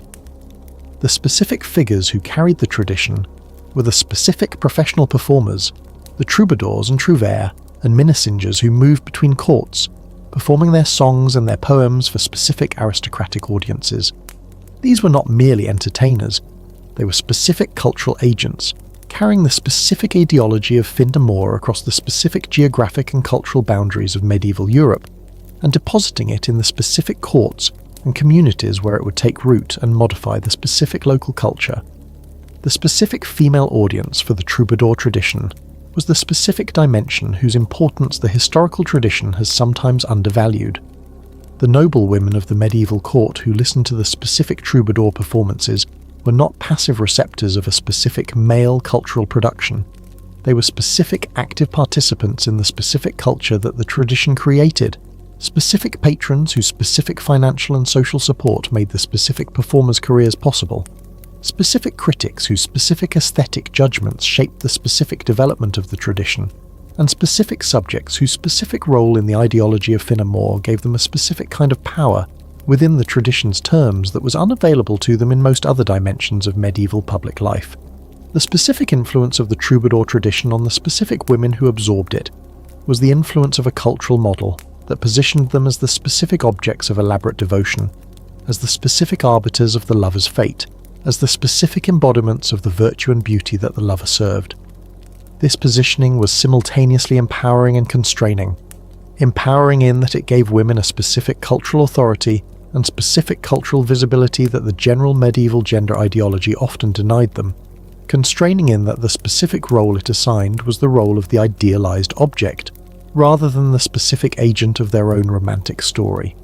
The troubadours, the specific female troubadours whom we have mentioned previously, are the specific evidence that medieval women found ways to inhabit the troubadour tradition not merely as its objects but as its producers.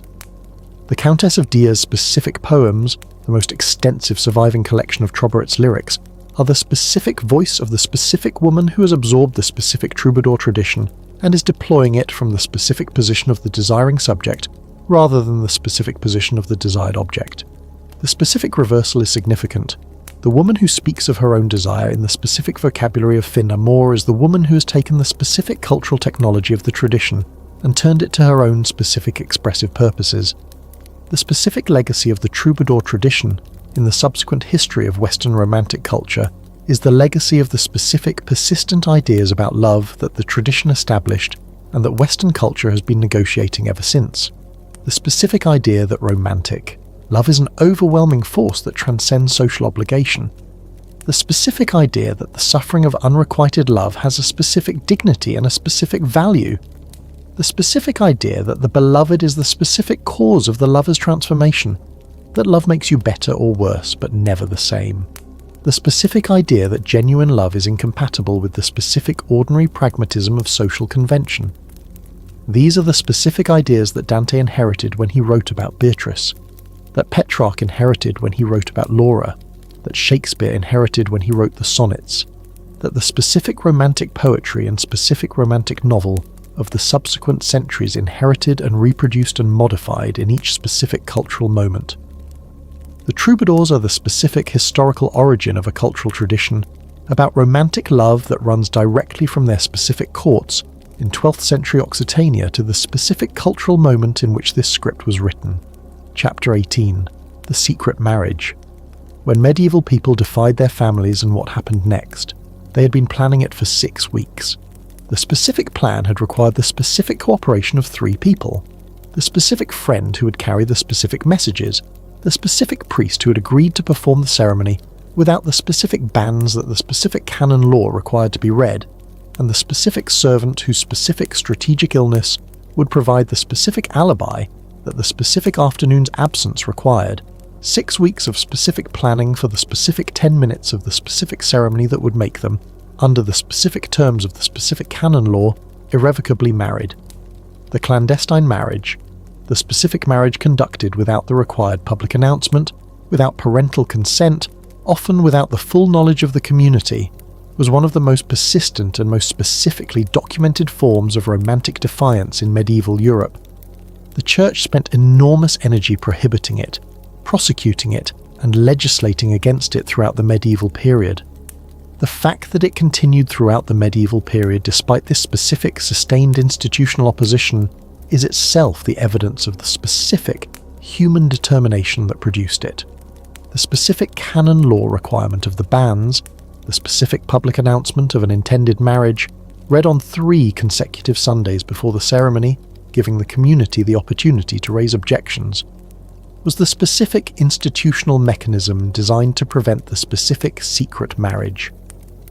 The specific objections that the banns were designed to elicit were specific: a prior undissolved marriage, a forbidden degree of kinship, a prior betrothal to someone else, or any other specific canonical impediment to the proposed union. The banns were, in this sense, the specific public quality control mechanism of the medieval marriage system. The couple who married without the banns was the couple that was either hiding something specific, a prior marriage, a canonical impediment, the specific parental opposition that the banns process would have surfaced and allowed to be registered, or the couple that simply could not wait the specific 3 Sundays that the banns required, and whose specific romantic urgency overrode the specific institutional caution of the requirement. The specific church court records of clandestine marriages are rich with both categories. The specific consequences of the clandestine marriage varied considerably depending on the specific circumstances.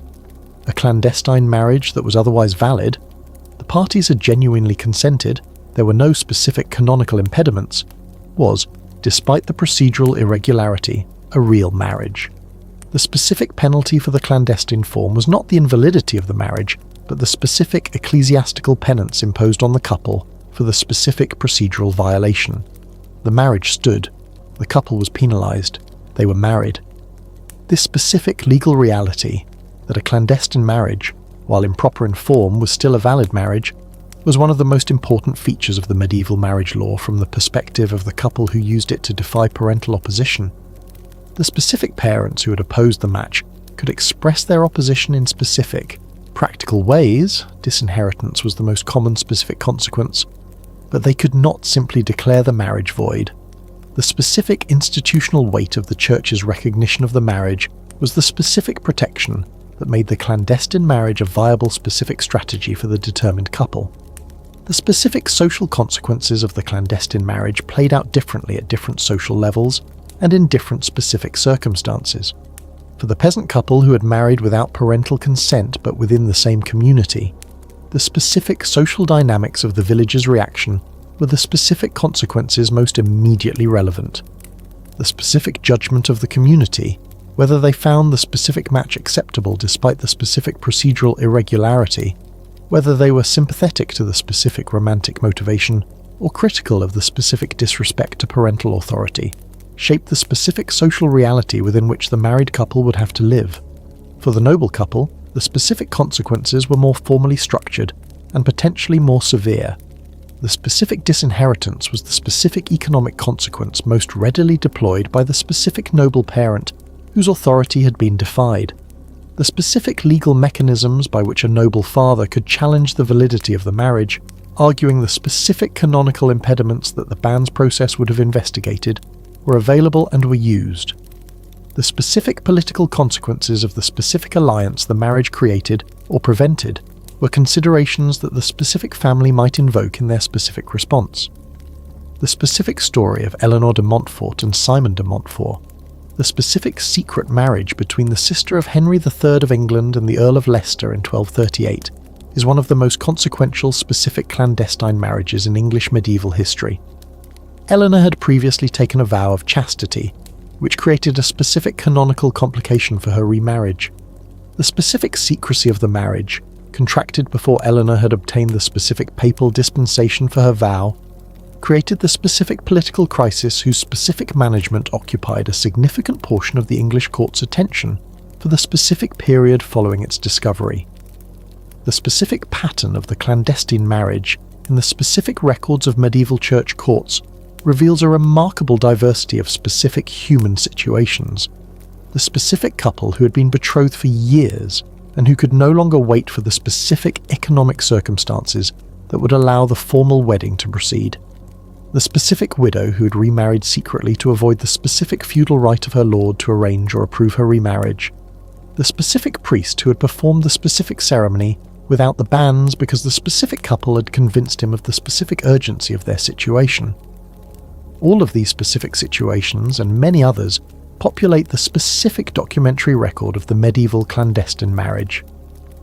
The specific emotional landscape of the secret marriage is one of the most vivid in the entire medieval romantic record. The specific stakes, the specific permanent commitment of the marriage combined with the specific defiance of the specific social order that the clandestine form required, gave the specific experience a specific intensity that the formally arranged marriage, whatever its other qualities, did not replicate. The couple who had planned for 6 weeks, who had arranged the specific priest and the specific friend and the specific servant, who had stood in the specific small room or the specific chapel or the specific corner of the specific church and exchanged the specific words that would bind them permanently. This was the couple whose specific experience of the specific ceremony was the specific experience of the person who has done the specific, irreversible thing they chose to do. Chapter 19. The Language of the Body. How medieval people expressed and read physical attraction. The body spoke. In the medieval world, as in every human world, the specific non-verbal communication of physical attraction, the specific involuntary signals of the autonomic nervous system that the attracted body sends without the specific, deliberate intention of the conscious mind, was as present and as consequential as the specific words of the love letter and the specific negotiations of the marriage contract. The medieval body blushed, it trembled, it produced the specific flooding warmth of the recognition that the specific person across the specific room had noticed you noticing them. It did all the things that the specific human body does when the specific neurochemical cascade of romantic attraction is underway. The medieval cultural tradition had an extensive and sophisticated understanding of these specific bodily signs, an understanding that was simultaneously medical, literary and social, and that drew on the specific sources of the classical medical tradition and the specific observations of the medieval literary tradition to produce a remarkably detailed account of what the attracted and the loving body looked like from the outside. The specific medical tradition's account of the bodily signs of love drew primarily on the humoral theory and on the specific classical medical sources, particularly Ovid's medical parody in the Ars Amatoria, which described the symptoms of love in the specific vocabulary of the physician diagnosing a disease. The specific love melancholy, the specific medical condition that the medieval tradition called amor herios, was understood as a genuine medical condition produced by the specific excessive contemplation of the specific beloved, which generated specific humoral imbalances whose specific symptoms included the pallor, the weight loss, the insomnia, the specific mental preoccupation that the affected person displayed. The specific physician's diagnosis of love melancholy was not, in the medieval tradition, merely metaphorical. It was a specific medical claim that the specific bodily signs of the person in love were the specific symptoms of a specific medical condition that required specific medical treatment. The specific treatments recommended in the medieval medical literature for love melancholy range from the specific distraction of travel and new company to the specific administration of specific herbal preparations, and in certain specific traditions, the specific relief of the sexual tension that the love had created. The specific medical argument that consummation was therapeutic was made in the medieval medical tradition, with the specific serious face of the physician addressing a specific clinical problem. The specific literary tradition's account of the attracted body was the specific account of the observer who had paid careful attention to what attraction looked like and had developed the specific vocabulary to describe it with precision. The specific pallor of the lover when they encountered the beloved, the specific involuntary smile that the sight of the beloved produced, the specific distraction of the conversation partner who had spotted the specific person they wanted to be talking to instead, the specific stumbling over words when the specific beloved addressed them directly. These specific observations appear consistently across the specific medieval literary tradition, with the specific familiarity of things that every reader would recognize from their own specific experience. The specific social reading of the body's signals was a specific practical skill in the medieval social world, where the specific constraints on direct verbal communication of romantic interest, the specific conventions about what could be said to whom in what specific context, made the non-verbal channel the primary medium through which attraction was communicated and received. The specific glance across the specific room was not merely an accidental eye contact. It was the specific communication of a specific message through the specific channel that the specific social conventions of the period designated as the appropriate vehicle for this specific content. The specific etiquette of the glance, when it was appropriate to look, for how long, in what direction to look away, what the specific direction and duration of the look communicated to the specific observer who knew how to read it, was a specific social knowledge that the medieval tradition transmitted through the specific advice literature, the specific literary examples, and the specific social practice of the courtly culture that had developed the most explicit and most codified version of this specific non-verbal communication system.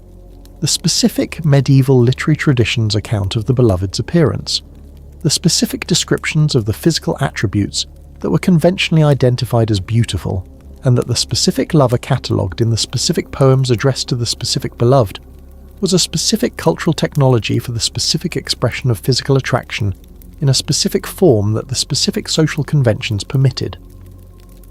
The specific Petrarchan catalogue, the golden hair, the dark eyes, the specific lily and rose of the complexion, the specific coral of the lips, is the specific 14th century formalization of a specific medieval literary tradition of describing physical beauty whose roots were in the specific troubadour poetry, and beyond it in the specific classical tradition. The specific medieval understanding of touch was embedded in the specific social conventions that determined which specific touches between which specific people, in which specific contexts were appropriate, and which were the specific violations of the specific social code that governed physical contact. The specific handshake of the feudal greeting, the specific kiss of the courtly salutation, the specific lip-to-cheek contact that the courtly tradition specified as the appropriate greeting between equals of different sexes, the specific deliberate touch of the hand that the conducting of a lady to a seat in the Great Hall permitted. Each of these specific physical contacts was specified within the specific social code of the period, and the specific deviation from the specification, the specific touch that lingered longer than the specific convention permitted, the specific contact that exceeded the specific license of the specific social context, was the specific non-verbal communication of the specific feeling that the verbal communication could not yet express. The specific dance was the specific, most important social institution for the legitimate expression of physical attraction in the medieval period. The specific courtly dances, the carol, the estampie, the specific formal dances of the later medieval court tradition, were the specific choreographed forms of physical contact between men and women that the specific social conventions permitted and that the specific romantic tradition recognized as the specific vehicle through which attraction was expressed, tested, and advanced. The specific holding of hands in the carol, the specific close physical proximity of the couple dance, the specific physical communication of the person whose body is in specific, legitimate contact with another person's body, and who is using that specific legitimate contact to convey the specific feeling that the specific social situation permits. Chapter 20. The Long Marriage. What happened after the wedding, and what medieval couples actually built together. The specific wedding morning always eventually became a specific Tuesday afternoon. This is the specific reality that the specific romantic tradition, both medieval and modern, tends to end before reaching. The specific Tuesday afternoon of the long marriage, the specific ordinary day of the specific ordinary life that the specific extraordinary moment of the wedding eventually gave way to. The specific trajectory of the medieval marriage was not the specific trajectory that ends with the wedding or with the specific first chapter of the married life. It was the specific long arc of the shared life that the wedding inaugurated, and that the death of one of the parties eventually concluded. The specific research that historians have done on medieval marriage, the specific documentary and material evidence about what long medieval marriages actually looked like, produces a picture that is at once more modest and more genuinely moving than either the romantic idealization or the cynical dismissal allows. Long medieval marriages produce specific material collaboration, the specific craft traditions of the medieval period, the workshop that was also the household, the specific artisan economy in which husband and wife worked together in the specific production of the specific goods that their specific trade required, created specific forms of daily professional partnership that had no precise modern equivalent. The specific wife of the medieval craftsman was not merely the manager of the domestic sphere, she was the specific practical business partner whose specific labour in the specific workshop was an integral part of the specific economic enterprise that the household represented. The specific wills of medieval people, the specific legal documents in which they disposed of their specific material possessions at the end of their specific lives, are among the most revealing evidence of what the long medieval marriage had produced by its end.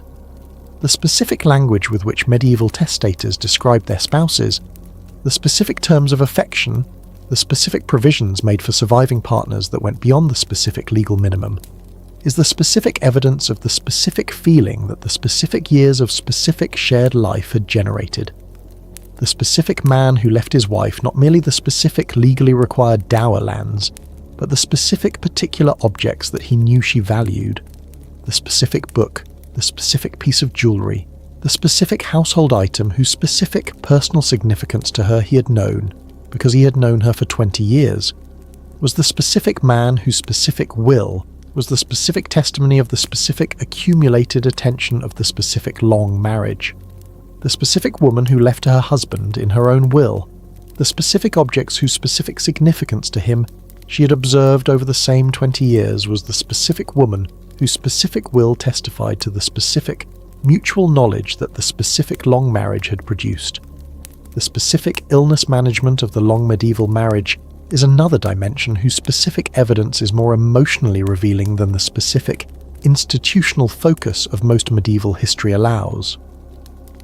The specific nursing of the sick spouse, the specific labour of the person who maintained the specific household through the specific long illness of the specific partner, who managed the specific medical care with the specific available resources of the specific period, who was present in the specific intimate context of the sick room throughout the specific duration of the illness, was the specific practical expression of the specific marital care that the specific vow had promised. The specific accounts in medieval chronicles and hagiographic literature of spouses who refused to leave the bedsides of dying partners, who sought specific miraculous interventions, who made specific vows to specific saints in exchange for the specific recovery of the specific beloved. These are the specific evidence of the specific emotional weight that the specific long marriage had accumulated. The specific grief of the surviving spouse, documented in specific wills, in specific letters, in the specific memorial provisions that the surviving spouse made in the dead partner's name, is the specific evidence that the specific Tuesday afternoons of the specific long marriage had produced the specific irreplaceable familiarity that the specific permanent absence of the specific person made specifically devastating. The specific parenting partnership of the long medieval marriage was another dimension of the shared life that the specific long marriage produced, and that the specific evidence allows partial recovery of. The specific decisions about children's futures, their specific educations, their specific apprenticeships, their specific marriages, were decisions made jointly in most medieval households, even when the specific formal legal structure of the household located ultimate authority in the husband. The specific evidence of mothers' influence on specific children's marriage decisions, of fathers' deference to wives' specific knowledge of specific children's characters and specific capacities. This evidence is the specific, practical record of the specific parenting partnership that the long medieval marriage developed. The specific faith shared between married partners in the long medieval marriage was a dimension of the shared life that the specific secular focus of most modern history tends to undervalue. The specific shared devotional practice of the medieval married couple, the specific prayers said together, the specific pilgrimages undertaken jointly, the specific religious obligations of the specific calendar observed in the specific context of the specific household, was a specific dimension of the shared life whose specific texture is recoverable from the specific evidence of devotional objects, specific wills, specific bequests to specific religious institutions made jointly by specific married couples. The specific beauty of the long medieval marriage, the specific accumulated texture of the shared life that the specific years of specific days had produced, is the specific dimension of the medieval romantic story that the specific focus on the dramatic and the transactional and the legally consequential tends to displace. But it is present in the specific evidence. The specific Tuesday afternoon of the specific long marriage, with its specific ordinary business, and its specific accumulated familiarity, and its specific unremarkable but genuine warmth. This is also the medieval marriage. This is also the story that needs to be told alongside the specific arranged marriage, and the specific courtly love, and the specific clandestine ceremony, and the specific church court proceedings. The specific person who married a stranger in a specific ceremony, in a specific year, and who found, over the specific years that followed, that the specific stranger had become the specific person whose specific presence organized the specific day and whose specific absence, in the specific temporary form of the business journey, in the specific permanent form of the death, was the specific disorienting loss of the specific thing that specific years of specific days had made specific and irreplaceable. That person's specific story is the specific heart of the medieval romantic history. Not the specific poem, not the specific political alliance, not the specific dowry negotiation, or the specific church court proceeding, the specific long marriage, the specific accumulated life, the specific Tuesday afternoon. That is what medieval romance in the end was actually about. Conclusion. What medieval romance tells us about love. We have travelled a long way through the medieval world's approach to romance, love and marriage, and we have found something surprising. Medieval people were not so different from us as the temporal distance might suggest. They experienced attraction. They felt the specific electricity of mutual interest. They wrote bad poetry to people they wanted to impress. They consulted fortune tellers about their romantic prospects. They used love potions. They sneaked around behind their parents' backs. They sometimes married people they loved and were happy. They sometimes married people for practical reasons and grew to love them. They sometimes married people they couldn't stand and spent decades negotiating that reality. They fought about marriage with their families. They agonized about whether the person they loved was suitable. They worried that their feelings were not returned. They were heartbroken. They recovered. They fell in love again. They were, in the specific texture of their romantic emotional lives, recognizably human in ways that the specific historical distance can sometimes obscure. The specific differences are real and significant. The specific legal subordination of women in marriage, the specific absence of divorce as a practical option, the specific political dimension of noble marriage, the specific economic weight of dowry negotiations. These are genuine differences from modern romantic life, and they had real consequences for the specific individuals who lived within them. But the specific human experiences, the longing, the hope, the fear of rejection, the joy of returned affection, the specific warmth of a relationship that has deepened over time into genuine partnership. These were as present in 1247 as they are now. Medieval people fell in love. They struggled to be with the people they loved. They compromised between what they wanted and what their world allowed. They found happiness sometimes and endured unhappiness sometimes. They wrote about their feelings in the most beautiful language available to them, and that language has survived to tell us that they felt, as we feel, that love, whatever its specific social form, whatever the specific obstacles it encountered, was one of the most important things in human life. They were right. And across 7 centuries of intervening history, that specific insight connects us to them in ways that no amount of historical distance entirely erases. Thanks for watching. Thanks for being part of this. And wherever you are, whatever time it is, I genuinely hope your love life is going better than the average medieval arranged marriage.